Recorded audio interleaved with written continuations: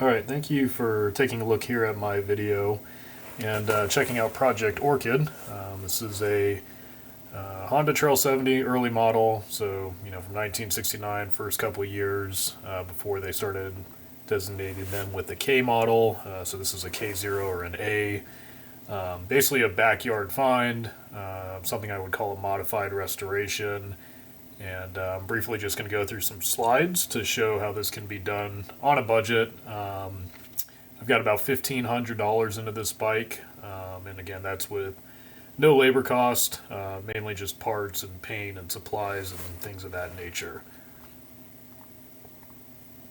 Alright, so this is what the bike looked like when I acquired it. I struggle to put an accurate dollar amount on what I pay for units, because typically I buy multiple units at a time. So it's difficult to be like, oh, I paid exactly this much for this unit. I would imagine that most people probably wouldn't even be willing to pay $100 for what you see in this picture. I think it depends on who you are and what you value such an item at. But for the purpose of this exercise, I value this at $100. I think that's a good starting point and a reasonable starting point. But I would say this isn't a below average find for sure. Obviously, it's not complete. Obviously, it's been outside for some time. Obviously, there are parts on here that will not be usable. So if you have zero Trail 70 inventory, you do not want to buy this. I don't even know if you want to take this for free, because it's going to be a hassle to get it all back together if you're starting with no parts. But having it's going to motivate you to spend money. But if you're getting a box of parts with it, or several boxes of parts and multiple units, and you have the outlook of, I'm sure I can combine 2 units and make one, along with 2 or 3 boxes of parts, it makes it a little easier to swallow that pill and pursue the project. But anyway, from a Trail 70 perspective in this deal, I basically got 3 Trail 70s in various states of disrepair, and then a pretty mint complete K1 that was stored indoors. So again, I value this at $100, and then of the 3, various states of disrepair bikes, I intend to make 2 modified restorations, and this is the first one of the 2. Alright, so I'll get to the bottom line here pretty quickly and answer the question that most people want to know: what did it cost you to do this? Again, some things are estimates. I'm sure I leave out a nut or a bolt or something here and there, but $1,500, I'm pretty safe and confident at saying $1,500, probably a hair more. And this also, I factored in cost for parts that I actually already had in a box, so even though I wasn't out of pocket on certain things because I already had them, I still factored that in case, somebody who's building did not have it and had to acquire it. But $100 for the bike, a little over $1,000 for chassis parts, $134 for electrical, and $208 for rebuilding the engine is my breakdown here. Alright, so what went into the engine? A big cost in restoring the factory air cleaner. Basically, I had a good center part that needed to be repainted, and then I replaced all the hardware gaskets and the side covers that go, and the element that go into the air cleaner, or the air filter assembly. That was a little pricey, but I think they look better with the original air filter on, as opposed to installing a pod. I just think it looks better with the original setup. Spark plug, exhaust. I have mixed feelings about what I do with the exhaust here. I went with a very cheap option on eBay that I had found out about through another YouTuber, and it looks okay. I wouldn't say I regret it, but it's very, very cheaply made, and it's cheaper than I would typically put really on any bike, but especially a bike that I put this many hours into. I probably would have went a different route with the exhaust if I did it all over again, but honestly, it works. It's not the end of the world. It's just not as... I don't think the quality of the exhaust matches the quality of the bike. Carburetor, Zoom Zoom parts. It's a common place to get a Chinese carburetor, and they work for me for these smaller applications. Engine oil seal kit, gasket set. You know, you don't rebuild an engine without fresh seals and gaskets. I replaced the valves, lapped them into the head. All that worked fine, no problem. And then, of course, a new piston for $30. It's kind of a no-brainer for me. I'm not going to take the time to disassemble and then not throw a new piston into the engine. And you know, even if like the new one or the OEM one looks good, still rings at minimum, which OEM rings are probably going to run you about 20 to $30 anyway. So a good aftermarket piston works for me. All right, the electrical system, $134, small bike. It's pretty straightforward here as to what you need to buy. Wiring harness for something like this, it's worth $30. I don't really want to mess with old connectors and wire that does not flex and move. Yeah, this is all pretty self-explanatory. The only notes here, things of note, I should say, are the switch that I used for horn activation and high beam on-off, and also the taillight assembly, which I think is a great find for $12, $13 on eBay. It doesn't fit like a factory OEM one, but if you drill a few holes in the rear fender, it looks pretty good for, again, $13. Yeah, I think that's a great deal, and there will be pictures of that here included shortly. And then, where does all the money really go to? It's definitely the chassis. If you have a complete engine, it's really not that expensive to rebuild this engine. The only thing that would get expensive with rebuilding the engine is if you had to start replacing like covers and case items, and or you paint it. Obviously, that can get a little more pricey, but really everything goes into the chassis, like making it feel new with the suspension. To find 50-year-old forks on one of these bikes that works properly by modern standards is near impossible.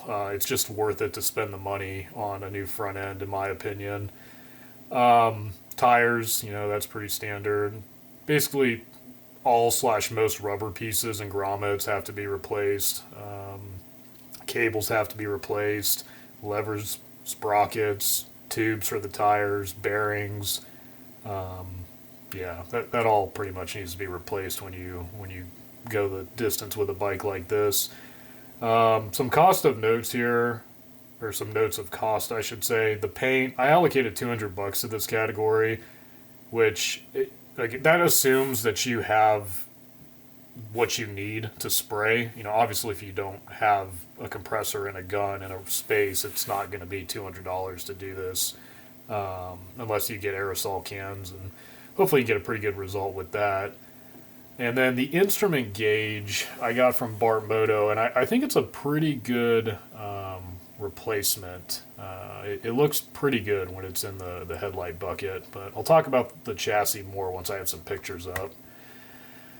All right, so, you know, they start rough, as per usual. If you pay a low price, you get a low quality product in the beginning, but, you know, elbow grease and patience and things of that nature can typically yield you a pretty good result here.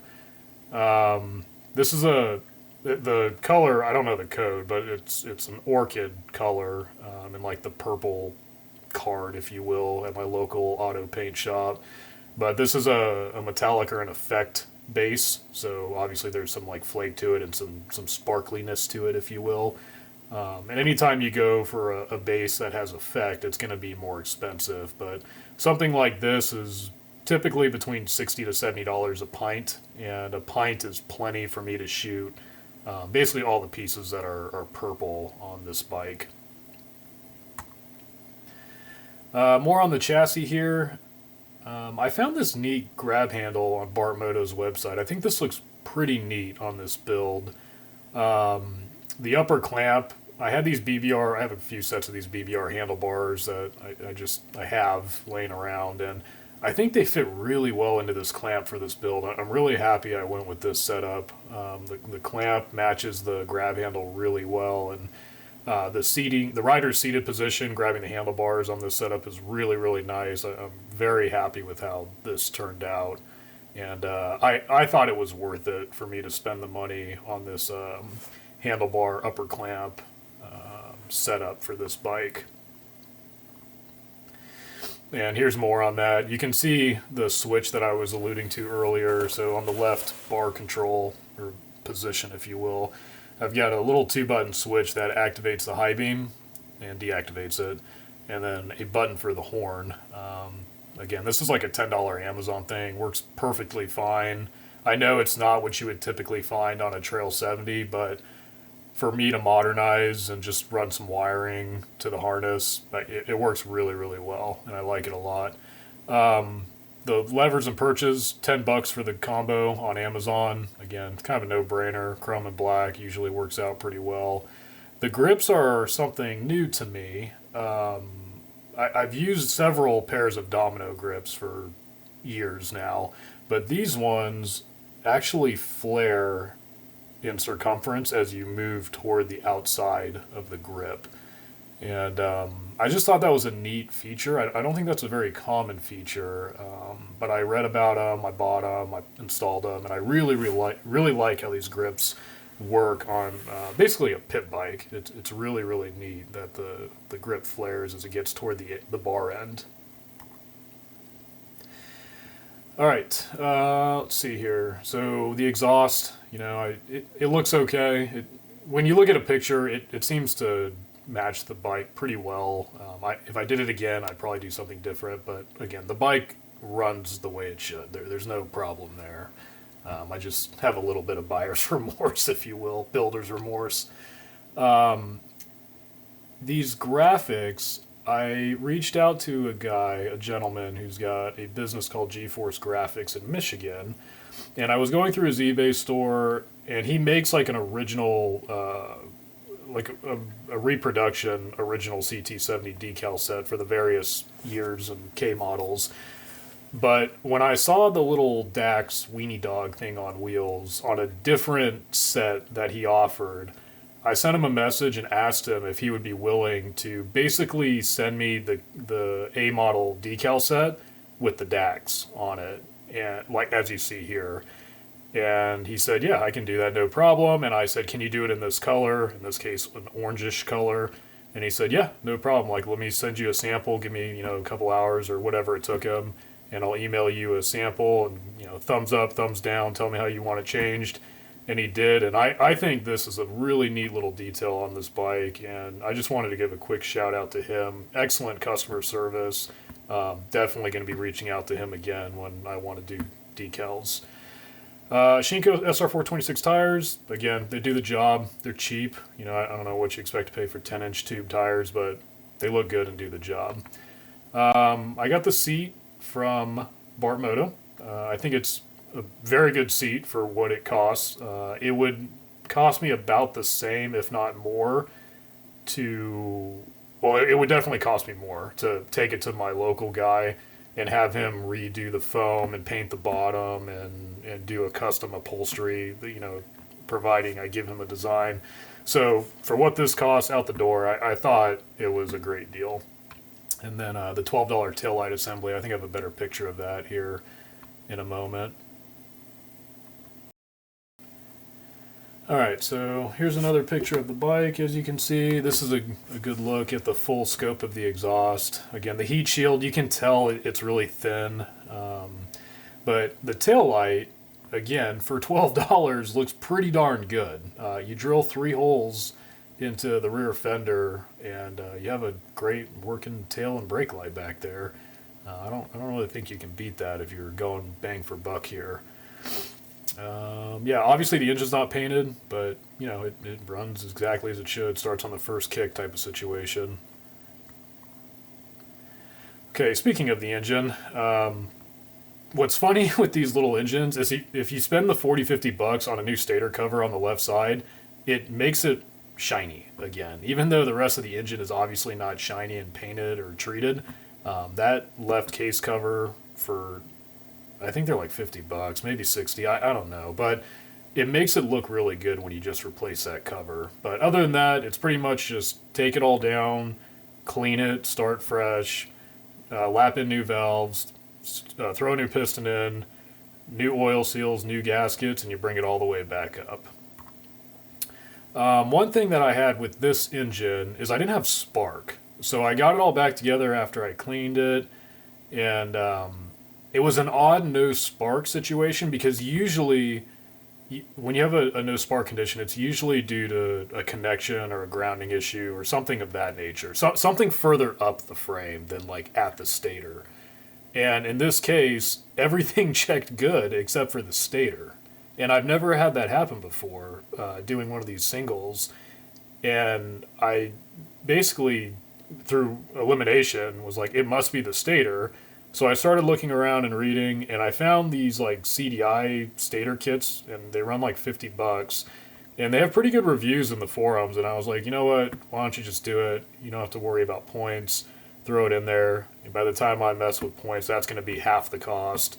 Just throw this thing in, and I'm actually really impressed with this kit. You put it in and it works great. The only thing you have to be able to do is you have to do a little bit of wiring, which these bullet connectors are super easy to remove and install and match up to what you need. And then the only other thing you have to do is you have to hide the little CDI box. Most guys run the wire all the way up to the battery box on this bike. I just tucked it in the frame, and again, it works great. Here's another close-up pic. And another one. And kind of the pick that I've been using as the staple for this build, but nice little portrait pick here. You know, everything as it should be for a modified restoration. I think this came out pretty good. I'm overall very happy with this build. I really am looking forward to riding this around this summer and taking it to a couple local shows. I know I've said this before. I think people are really, really drawn to these little bikes. I have an A model in the original Candy Sapphire Blue, and I took that to a couple shows with me last year up here in Alaska, along with some other bikes, and that is the first bike that everybody wants to talk about, which is amazing to me.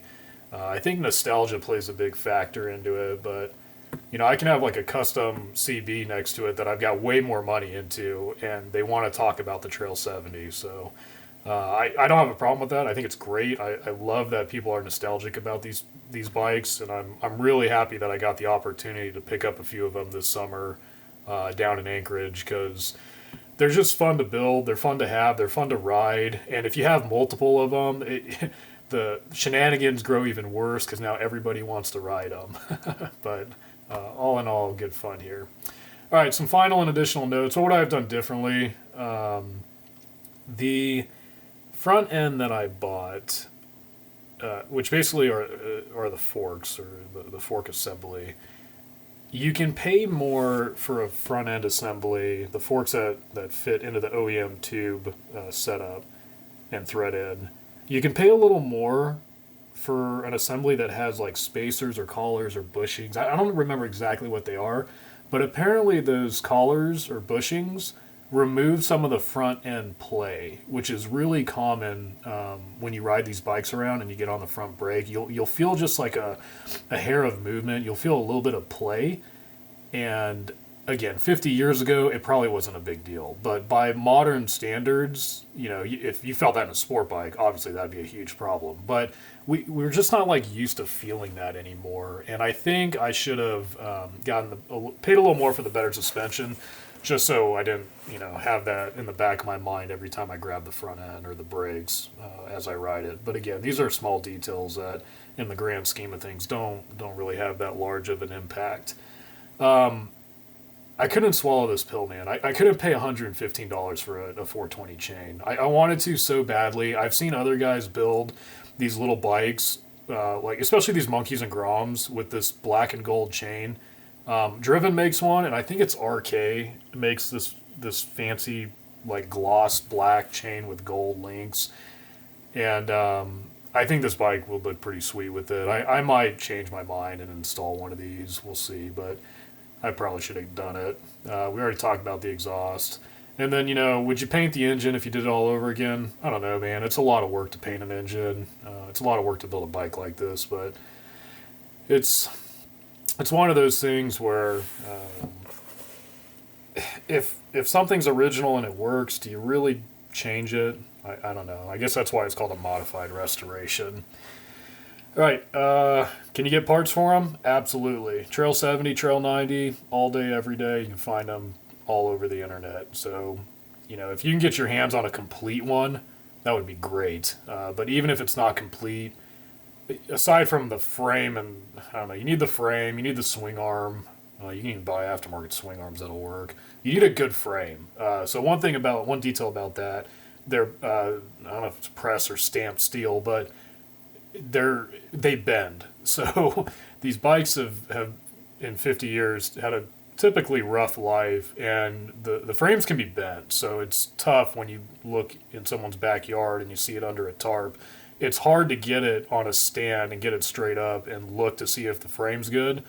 But it's definitely something you want to know before you start buying parts, because you can't just like buy a frame online. That is the one thing that you have to start with that is good. Unit acquisition, good luck with the search. These are desired items, if you will. People like them, people want them. They are tough to find, and people get a lot of money for restored ones. So to find a complete unrestored version of this is typically challenging. It depends where you're located and who's got what hidden in their barn or garage around you.